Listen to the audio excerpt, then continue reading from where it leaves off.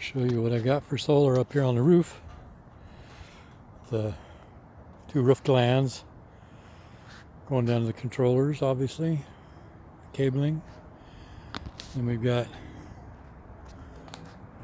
two 200-watt panels over there to create one solar array, and then put them on that 5/8 unistrut, lag that down the roof.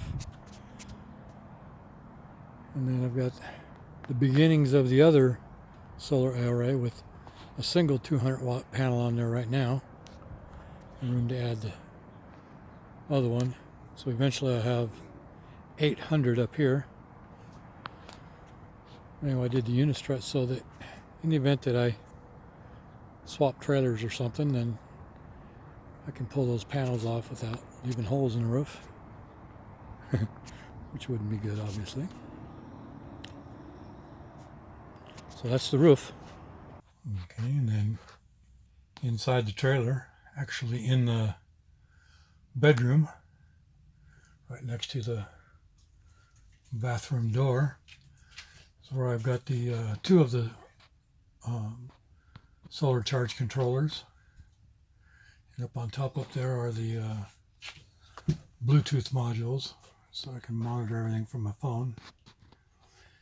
And then there's a third controller down in the generator area. I'll show that to you after a while. But what this stuff here does is goes through that wall there, go into the bathroom, and in the linen closet here, behind it, and behind this stuff here, let me get this out of the way.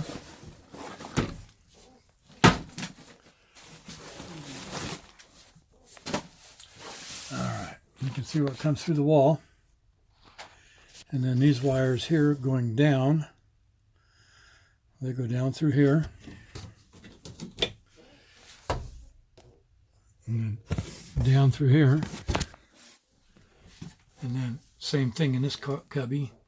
And then behind that door right there, or not door, but panel, is the back of all the electrical stuff. And all that comes up through the floor. And it goes down underneath the underbelly of the trailer. All right. So those wires do that. And then they go through the underbelly of the trailer. And then they come up in the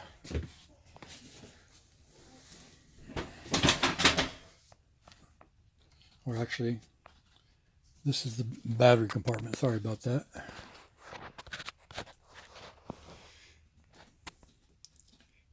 And so those other wires I was telling you about before, they go into the under the coach to a set of bus bars, and then from there everything comes up, goes into the generator compartment, through the through those bus bars, and then into here, and recharge the batteries or whatever. And then here's a shunt that is Bluetooth that I can monitor how much current's going in or out of the batteries. 3 100 amp hour lithium batteries. All right. Okay. And then back over here to the controllers, it comes out, goes over, and then goes up. Comes up there. Goes up, across, and through the roof to those roof glands I showed you. And I've got two circuit breakers here, one for each controller that I can turn off the power coming from the panels. So that's basically those two charge controllers anyway. And here in the generator compartment, I've got the other charge controller that I can plug my cables into here and run a set of solar panels out anywhere that I want, chase the sun or whatever. Then I've also got a disconnect here that goes down underneath the trailer to the bus bars that eventually go to the battery. So this way I can turn it off here from the battery source anyway, which is what I have right now. So if I go like this, as you can see, then the charge controller comes to life. Then if I plug in panels, then it'll start charging batteries. And then this switch right here, right now I've got it going down and it goes to the batteries. So right now we're running off the lithium batteries. This and this one right here comes down off of this bus bar, right? Goes to the power inverter.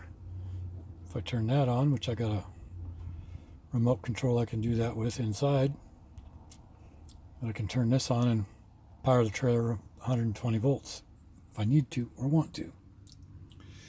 All right, and then this one here, I can switch this over, and this one here goes over and goes to the original two 60 amp hour lead acid batteries. So I could run it off either one. Obviously run it off the lithium ones, but if those ever go down or whatever, I got the original ones for backup. All right, so that's what I got going on in here. Down here underneath the trailer is where I added the bus bar. And what happens here is my original battery box, got my cables coming through, and they come over and goes up, goes to what switch I was telling you about.